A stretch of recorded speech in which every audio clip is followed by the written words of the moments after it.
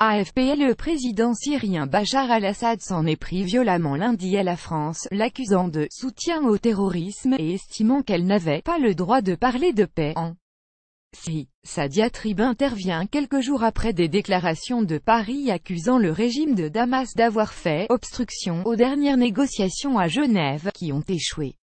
La France a été le porte-étendard du soutien au terrorisme en Syrie dès les premiers jours du conflit, a estimé M. Assad, en référence au soutien apporté par Paris aux rebelles qui luttent contre régime depuis 2011. Elle n'est pas en position de donner une évaluation d'une conférence de paix, a-t-il déclaré à des journalistes, après avoir reçu à Damas une délégation de responsables et d'hommes d'affaires russes. Celui qui soutient le terrorisme n'a pas le droit de parler de paix et n'a même pas le droit de s'ingérer dans les affaires syriennes, a-t-il précisé. Le dernier cycle de pourparlers organisé sous l'égide de l'ONU entre régime et opposition s'est achevé jeudi à Genève sans avancée.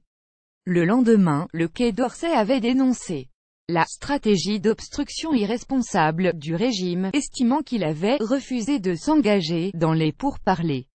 Un conflit qui dure dimanche, le président français Emmanuel Macron a estimé qu'il fallait parler à M. Assad tout en estimant que le dirigeant syrien devra répondre de ses crimes. À ce jour, toutes les tentatives pour trouver une issue au conflit syrien s'est avérée infructueuse, avec comme principale pierre d'achoppement le sort du président Assad.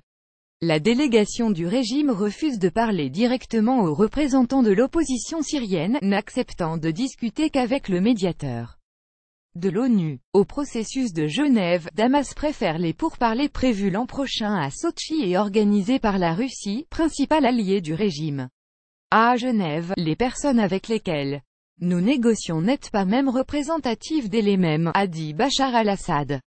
Déclenché en 2011 par la répression de manifestations pacifiques par le régime, le conflit en Syrie s'est complexifié au fil des ans avec l'implication de pays étrangers et de groupes djihadistes, sur un territoire de plus en plus morcelé. Il a fait plus de 340 000 secondes et des millions de déplacés et réfugiés.